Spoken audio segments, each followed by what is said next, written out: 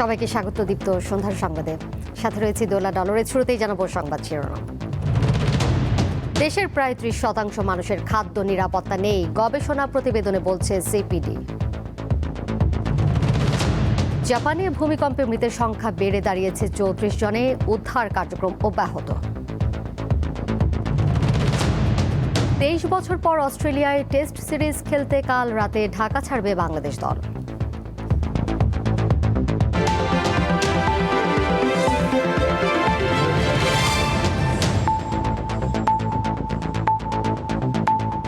দেশের মানুষের আয়ের প্রায় ৬০% ব্যয় হয় খাবারের যোগান দিতে, আর ৩০% মানুষ ভোগে খাদ্য নিরাপত্তাহীনতায়।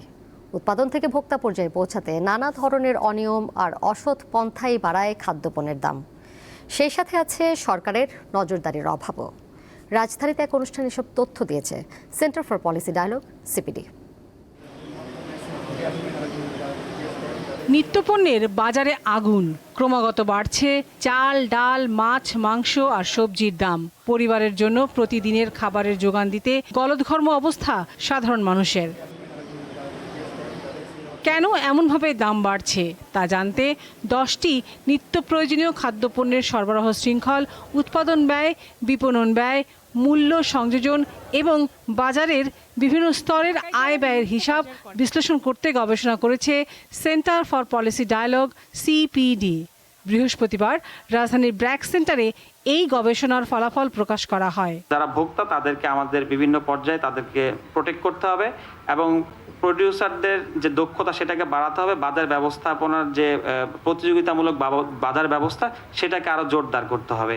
চাল, ডাল, পেঁয়াজ, আলু, কাঁচামরিচ সহ 10টি পণ্যের উৎপাদন থেকে ভোক্তা পর্যন্ত বাড়তি দামের কারণ হিসেবে আড়ত কেন্দ্রিক সরবরাহ ব্যবস্থা এবং নানা ধরনের অনিয়মকে উল্লেখ করা হয়েছে।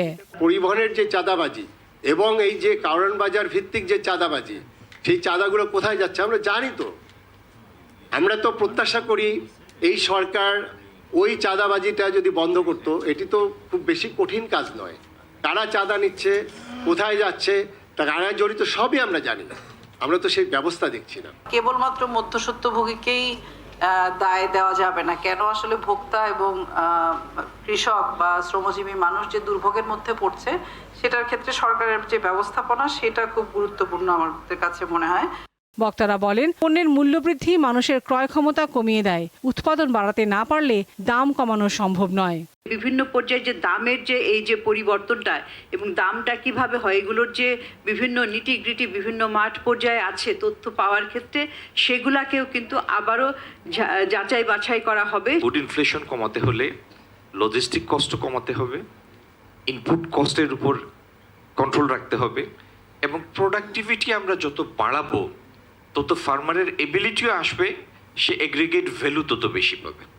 এগুলি যা বললাম এ করতে হবে মানে তো আপনার করতে হবে না, আমার করতে হবে। খাদ্যের উচ্চ মূল্যস্ফীতি দেশের অর্থনীতির জন্য বড় উদ্বেগের বিষয় বলেও মন্তব্য করেন তারা। তাদের এই পার্সেন্টেজ স্প্রেডটা বেশি। লাবণী গুহ, দীপ্ত সংবাদ, ঢাকা। 3 দিনের সরকারি সফরে দুপুরে ঢাকায় পৌঁছেছেন যুক্তরাষ্ট্রের দক্ষিণ ও মধ্য এশিয়া বিষয়ক বিশেষ দূত সার্জিও গরের। সফরকালে প্রধানমন্ত্রী তারেক রহমানের সঙ্গে বৈঠক করবেন তিনি। পাশাপাশি বিভিন্ন রাজনৈতিক দলের নেতা, পেশাজীবী এবং নাগরিক সমাজের প্রতিনিধিদের সঙ্গে মতবিনিময় কর্মসূচি রয়েছে তার। সফরের অংশ হিসেবে তিনি কক্সবাজারে রোহিঙ্গা শরণার্থী শিবির পরিদর্শন করবেন।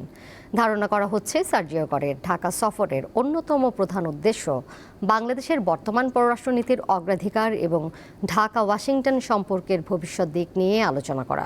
সাম্প্রতিক আঞ্চলিক কূটনৈতিক তৎপরতার পরিপ্রেক্ষিতে বাংলাদেশের কৌশলগত অবস্থান সম্পর্কে স্পষ্ট ধারণা নিতে আগ্রহী যুক্তরাষ্ট্র। এছাড়া বাংলাদেশ ভারত সম্পর্ক আলোচনায় গুরুত্ব পেতে পারে।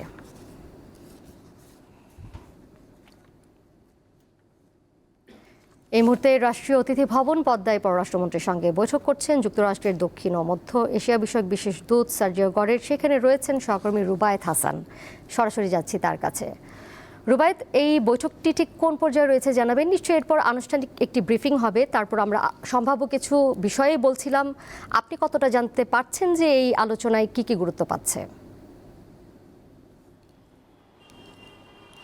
নিশ্চিতভাবে বলা যায় যে সার্জিও গোর তিনি কিন্তু অনেক দক্ষ রাষ্ট্রদূত, কূটনীতিক সেজন্যই ডোনাল্ড ট্রাম্প তাকে তার বিশেষ দূত বানিয়েছেন। তিনি কিন্তু পাশের বন্ধুপ্রতিম রাষ্ট্র ভারতেরও রাষ্ট্রদূত হিসেবে যুক্তরাষ্ট্রের হয়ে কাজ করছেন।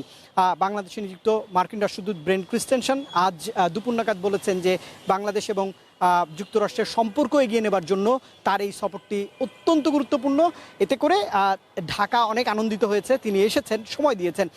দক্ষিণ এশিয়ার রাজনীতি এবং ভূ রাজনীতি, কূটনীতি সব বিষয়ে আসলে আলোচনা হবে। এই মুহূর্তে আলোচনাটি একদমই শেষ পর্যায়ে রয়েছে বলা যায়, কারণ 8টা নাগাদ মাননীয় অর্থমন্ত্রী আমির খসরু মাহমুদ চৌধুরীর সঙ্গেও তার একটি বৈঠক হবার কথা রয়েছে।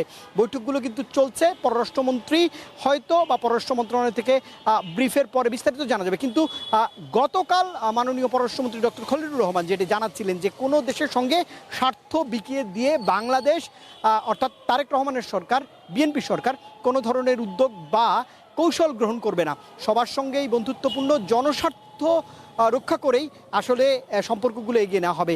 সেক্ষেত্রে মার্কিন যুক্তরাষ্ট্র বাংলাদেশের বড় পার্টনার, এই বার্তা তিনি দিয়েছেন।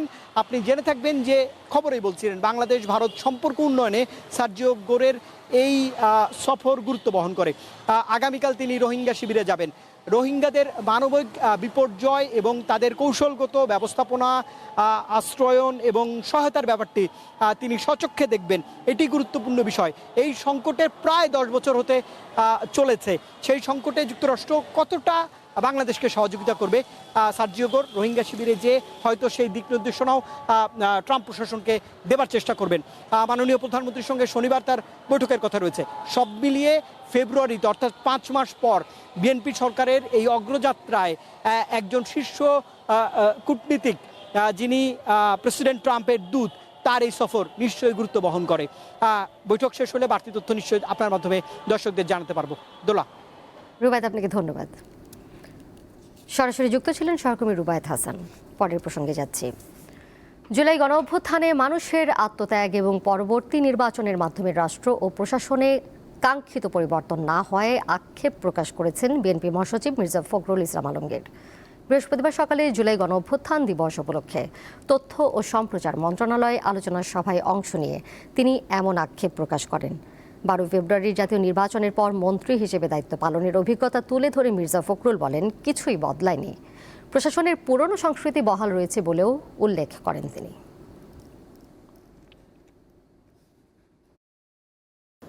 আমার এই 4-5 মাসের মন্ত্রিত্বের অভিজ্ঞতা আপনাদেরকে বলা দরকার। আমি দেখছি যে কিছুই বদলায়নি। একইভাবে আপনারা যারা ঘুষ খেত তারা ঘুষ খাওয়ার ফন্দি বিক্রি করছে, একইভাবে যারা আটকে দিত ভালো একটা কাজকে আটকে দিচ্ছে, একইভাবে ওই আমি বললাম যে আপনার ভোট পাল্টাচ্ছে, পাল্টে দিয়ে চলে আসছে। যাচ্ছি পরের প্রসঙ্গে। দেশের অন্যতম শীর্ষ বিদ্যাপীঠ সেন্ট্রাল উইমেন্স ইউনিভার্সিটিতে অনুষ্ঠিত হলো নবীন শিক্ষার্থীদের ওরিয়েন্টেশন। বৃহস্পতিবার রাজধানীর টিকাটল্লিতে বিশ্ববিদ্যালয়ের নিজস্ব ক্যাম্পাসে এর আয়োজন করা হয়। অনুষ্ঠানে বিশ্ববিদ্যালয় জীবনের শুরুতেই লক্ষ্য নির্ধারণ, দক্ষতা অর্জন এবং আত্মবিশ্বাসী হয়ে গড়ে উঠতে শিক্ষার্থীদের প্রতি আহ্বান জানান শিক্ষকরা। নতুন স্বপ্ন, নতুন সম্ভাবনা আর নতুন পথ চলার প্রত্যয়ে মুখরিত রাজধানীর টিকাটুলিতে অবস্থিত সেন্ট্রাল উইমেন্স ইউনিভার্সিটির ক্যাম্পাস। উপলক্ষ ফল 2026 সেমিস্টারের ওরিয়েন্টেশন অনুষ্ঠান। উচ্চতর শিক্ষার জন্য ভর্তি হওয়া নতুন শিক্ষার্থীরা জানান, নিজেদের দক্ষ ও যোগ্য নাগরিক হিসেবে গড়ে তুলতে তারা বেছে নিয়েছেন এই বিশ্ববিদ্যালয়কে। ওনাদের শিক্ষা ব্যবস্থা সবকিছু অনেক ভালো, প্লাস অনেক দায়িত্ববান সবাই। আমি ইনশাআল্লাহ নিজেকে অনেক ভালো একটা জায়গায় দেখতে চাই, যেখানে থাকলে আমার বাবা মা সহ সবাই আমি প্রাউড ফিল করতে চাই। এখানে ফ্যাকাল্টিগুলো ভালো, টিচারগুলো অনেক হেল্পফুল, তাই এখানে ভর্তি হওয়া। অনুষ্ঠানের ট্রাস্টি বোর্ডের চেয়ারম্যান জানান, নতুন ক্যাম্পাসের জন্য জায়গা কেনা হয়েছে, যেখানে আধুনিক শিক্ষা ব্যবস্থার পাশাপাশি খেলাধুলারও পর্যাপ্ত সুযোগ রাখা হবে। এই ইউনিভার্সিটির জন্য একটা নতুন জায়গা কেনা হয়েছে, নতুন ক্যাম্পাসের জন্য। এখান থেকে খুব বেশি একটা দূরে না, এবং সেখানে খেলাধুলার জায়গা আছে। আশা করব আপনারা ছাত্ররা খেলাধুলার দিকে আরেকটু আরেকটু সময় দেবেন। উপাচার্য জানান, বিশ্ববিদ্যালয় জীবনই নিজেকে তৈরি করার শ্রেষ্ঠ সময়, তাই শুরু থেকে লক্ষ্য স্থির রেখে এগিয়ে যাওয়ার পাশাপাশি ইংরেজি ও কম্পিউটার দক্ষতার ওপর গুরুত্ব দেওয়ার পরামর্শ দেন তিনি। তোমরা অনেক নতুন জিনিস শিখবে, যেমন আমাদের এখানে আমাদের প্রথম দিকে একেবারে সবার জন্য কম্পালসারি একটা ফাউন্ডেশন ইংলিশ কোর্স আর একটা ফাউন্ডেশন কম্পিউটার কোর্স, যাতে করে তোমরা সেকেন্ড সেমেস্টার থার্ড সেমেস্টারে উঠেই তোমরা টাইপ করে কাগজ দিতে পারো। অনুষ্ঠানে প্রধান অতিথি হিসেবে উপস্থিত ছিলেন 21শে পদকপ্রাপ্ত নৃত্যশিল্পী ও কোরিওগ্রাফার অর্থী আহমেদ। ইউনিভার্সিটি লাইফ একই সাথে যেমন অনেক মজার, অনেক আনন্দের, কিন্তু একই সাথে অনেক রেসপন্সিবিলিটির। শুধুমাত্র কিন্তু ডিগ্রি ইনাফ না, এর পাশাপাশি আমাদের অনেক ধরনের স্কিলস ডেভেলপ করতে হয়। একই দিনে নবীন শিক্ষার্থীদের বিশ্ববিদ্যালয় ও বিভিন্ন বিভাগের সঙ্গে পরিচয় করিয়ে দেওয়া হয়। সঞ্জিতা প্লাবনী, দীপ্ত সংবাদ, ঢাকা। 28 জুলাই উদযাপিত হয়েছে বিশ্ব প্রকৃতি সংরক্ষণ দিবস। প্রাকৃতিক সম্পদ সংরক্ষণ, উদ্ভিদ ও প্রাণী জগতের সুরক্ষা, জীববৈচিত্র্য হ্রাস ও দূষণের মতো পরিবেশগত হুমকি সম্পর্কে সচেতনতা বাড়াতে এই দিনটি পালন করা হয়। বাংলাদেশের প্রাণ প্রকৃতি নিয়ে দীপ্ত সংবাদ ধারাবাহিক প্রতিবেদন প্রচার করছে। আজ রয়েছে নীলফামারীর ডোমার উপজেলার পাখির অভয়াশ্রম নিয়ে প্রতিবেদন।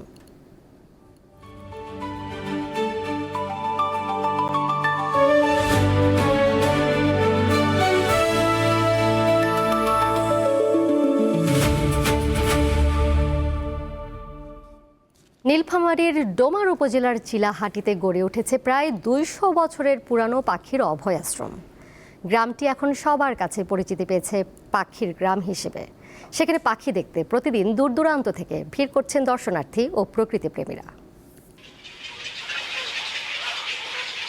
যান্ত্রিক শহরের কোলাহল থেকে অনেক দূরে, যেখানে সকালে ঘুম ভাঙে হাজারো পাখির ডাকে। বলছি উত্তরের শান্ত জনপদ নীলফামারীর কথা। ভোরের আলো ফুটতেই চারিদিকে নীরবতা ভেঙে মেতে ওঠে প্রকৃতির এই চেনা সুর। সবুজের সমারোহের মাঝে মাথা উঁচু করে দাঁড়িয়ে আছে বিশাল এক বাঁশঝাড়। 4 একরের বেশি জায়গা নিয়ে বিশাল বাঁশঝাড়টি এখন পাখিদের অভয়াশ্রম। এখানেই বাসা বেঁধেছে বক, পানকৌড়ি, ঘুঘু, শ্যামা, দোয়েল, শালিক, বাবুই, চড়ুই সহ নানা প্রজাতির পাখি। নীলফামারীর ডোমার উপজেলার চিলাহাটির পশ্চিম ডাঙ্গাপাড়া গ্রামটি এখন পরিচিতি পেয়েছে পাখির গ্রাম হিসেবে। স্থানীয়দের দাবি, প্রায় 200 বছরেরও বেশি সময় ধরে এখানে ঘর বেঁধেছে হাজারো পাখি। বাঁশঝাড়ের মালিক ও স্থানীয় বাসিন্দারা জানান, তাদের পূর্বপুরুষদের সময় থেকেই এখানে নির্বিঘ্নে বসবাস করছে পাখি। প্রতিদিন ভোরে পাখিদের কিচিরমিচির শব্দে ঘুম ভাঙে গ্রামবাসীর, আর সন্ধ্যা নামলে পাখির ডানার শব্দ আর কলকাকলিতে মুখরিত হয়ে ওঠে পুরো এলাকা। বাঁশঝাড়ের মধ্যে পাখি লাগে, সে পাখি আমরা কোথাও কাউকে দেই না এবং কাউকে মারতেও দেই না। পাখি অনেক দিন থেকে আমরা সংগ্রহ করে রাখি, তবে সরকার যদি আমাদের উপরে একটু লক্ষ্য রাখে তাহলে আমরা অনেক আগায় যাব। বিশাল এই পাখির অভয়ারণ্য দেখতে প্রতিদিনই বিভিন্ন এলাকা থেকে ভিড় করেন প্রকৃতিপ্রেমী ও দর্শনার্থীরা। আমি এখানে ছোটবেলা থেকে দেখতেছি যে অনেক পাখি আছে, বৈশাখ মাসে আবার বেশি হয়। অনেক দূর দূরান্ত থেকে মানুষ এসে দেখতে, আর আমাদেরও এলাকায় আছে এই পাখিগুলা, আমাদেরকেও দেখতে খুব ভালো লাগে। ব্যক্তিগত উদ্যোগে পাখি সংরক্ষণের প্রশংসা করে সহযোগিতার আশ্বাস দিয়েছেন ডোমার উপজেলার নির্বাহী কর্মকর্তা। এটি আসলে দেখতে যেমন সুন্দর, সেটা পরিবেশের ভারসাম্য রক্ষা করে। চিন্তা ভাবনা করছি এটাকে আরো কিভাবে ভালো করা যায়। সরকারি সহযোগিতার পাশাপাশি সঠিক রক্ষণাবেক্ষণে অঞ্চলটি হয়ে উঠতে পারে দেশের অন্যতম পর্যটন কেন্দ্র। স্বস্তিকা সিংহ, দীপ্ত, বার্তাকক্ষ। দেশের বাইরের খবর। জাপানের শক্তিশালী ভূমিকম্পে মৃতের সংখ্যা বেড়ে 34 জনে দাঁড়িয়েছে। এখনও ধ্বংসস্তূপের মধ্যে নিখোঁজদের উদ্ধারে তৎপরতা অব্যাহত রেখেছেন উদ্ধারকর্মীরা। প্রায় 9000 বাস্তুচ্যুত মানুষ আশ্রয়কেন্দ্রে অবস্থান করছেন। তবে তীব্র তাপপ্রবাহে আশ্রয়কেন্দ্রে চরম দুর্ভোগ দেখা দিয়েছে, বাড়ছে হিটস্ট্রোকের ঝুঁকি। মঙ্গলবার জাপানের দক্ষিণ পশ্চিমাঞ্চলের কিউশু দ্বীপে 7.1 মাত্রার ভূমিকম্প আঘাত হানে। এতে শত শত বাড়িঘর, বিদ্যুৎ লাইন ও অনেক স্থাপনা ক্ষতিগ্রস্ত হয়। মূল ভূমিকম্পের পর এখন পর্যন্ত 100টিরও বেশি আফটার শক রেকর্ড করা হয়েছে।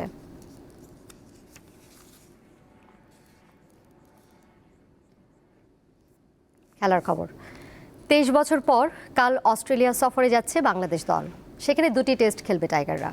র্যাঙ্কিংয়ের শীর্ষস্থানে থাকা দলের বিপক্ষে ইতিবাচক মনোভাব নিয়েই খেলতে নামবে তারা। দেশ ছাড়ার আগে আজ মিরপুর স্টেডিয়ামে সংবাদ সম্মেলনে এ কথা বলেন দলপতি নাজমুল হোসেন শান্ত। ইনজুরির কারণে সেরাদের ছাড়াও নিজেদের সর্বোচ্চটা নিংড়ে খেলার প্রত্যয় তার কণ্ঠে। আচ্ছা, অস্ট্রেলিয়া সিরিজ নিয়ে আমার একটা কোশ্চিন আছে। এই অস্ট্রেলিয়া সিরিজ নিয়ে আপনারা কি এক্সপেক্ট করতেছেন যে আমাদের টিম কেমন করবে, বা আপনাদের এক্সপেকটেশনটা কি, বা আমাদের টিমটা কেমন করবে? এখানে অনেক সিনিয়র সাংবাদিকরা আছে বা অনেক বছর ধরে লেখালেখি করছেন, একটু আপনাদের কাছ থেকে শুনবো দু একজন প্লিজ। এই উত্তর আমি দিলে পছন্দ হইতো। অস্ট্রেলিয়ার বিপক্ষে টেস্ট সিরিজ খেলতে যাওয়ার আগে গণমাধ্যম কর্মীদের সাথে রসিকতায় মেতে উঠলেন বাংলাদেশ দলের অধিনায়ক নাজমুল হোসেন শান্ত। 23 বছর পর বাংলাদেশ দলের অস্ট্রেলিয়া সফর। অজিদের মাটিতে সবশেষ খেলা 2 ম্যাচের টেস্ট সিরিজে হোয়াইট ওয়াশ হয়েছিল টাইগাররা। সেই সময়কার দলে খেলা মোহাম্মদ আশরাফুল এখন সৌম্য শান্তদের ব্যাটিং কোচ হিসেবে কাজ করছেন। এই দলের উপরে পুরোপুরি বিশ্বাস আছে যে এই দলটা নিয়ে আমরা ভালো ক্রিকেট খেলতে পারবো। কোন প্লেয়ার থাকলে ভালো হতো, কোন প্লেয়ার থাকলে আরো বেটার হতো, এগুলো নিয়ে আসলে চিন্তা করাটা এখন আমার মনে হয় না যৌক্তিক হবে। আলোচনায় দলের পারফরমেন্স ইস্যু, বিশেষ করে ইনজুরিতে থাকায় দলের সেরা খেলোয়াড়দের ছাড়াই টেস্ট খেলতে হচ্ছে। পাশাপাশি আছে সদ্য শেষ হওয়া জিম্বাবুয়ের বিপক্ষে টেস্ট ম্যাচে লজ্জার পরাজয়, যদিও দল নিয়ে সন্তুষ্ট কাপ্তান। টেস্ট ক্রিকেটটা যেভাবে খেলতেছি লাস্ট কিছু বছর ধরে, আমরা চেষ্টা করবো ওইভাবেই খেলার। ডিফারেন্ট কন্ডিশনটা যত তাড়াতাড়ি আমরা অ্যাডাপ্ট করতে পারি। বাট হ্যাঁ, আলাদা কোনো পরিকল্পনা নাই। টেস্ট টিমটা একটা ভালো অবস্থানে আছে। এই জায়গাটা থেকে আমরা যেন নিচের দিকে না যাই, সামনে আরও কিভাবে ইমপ্রুভ করতে পারি, কত ভালো ক্রিকেট খেলতে পারি, এটাই মূল লক্ষ্য থাকবে। 2003 সালের পর আবারও ডারউইনে টেস্ট খেলবে বাংলাদেশ। প্রথম টেস্ট শুরু হবে 13 আগস্ট। আর সিরিজের দ্বিতীয় ম্যাচের ভেন্যু কুইন্সল্যান্ড রাজ্যের গ্রেট ব্যারিয়ার রিফ অ্যারেনায়। এটি হতে যাচ্ছে অস্ট্রেলিয়ার 12তম টেস্ট ভেন্যু। ম্যাচ শুরু হবে 22 আগস্ট। আমাদের নামটা সবসময় হবে যে এই প্রথম ম্যাচটা কে খেলেছিল। মোহাম্মদ হাসিব, দীপ্ত স্পোর্টস, ঢাকা। সন্ধ্যার সংবাদ শেষ করব, যাবার আগে শিরোনামগুলো জানিয়ে দিব আরও একবার। দেশের প্রায় 30% মানুষের খাদ্য নিরাপত্তা নেই, গবেষণা প্রতিবেদনে বলছে সিপিডি। জাপানে ভূমিকম্পে মৃতের সংখ্যা বেড়ে দাঁড়িয়েছে 34 জনে, উদ্ধার কার্যক্রম অব্যাহত। 23 বছর পর অস্ট্রেলিয়ায় টেস্ট সিরিজ খেলতে কাল রাতে ঢাকা ছাড়বে বাংলাদেশ দল।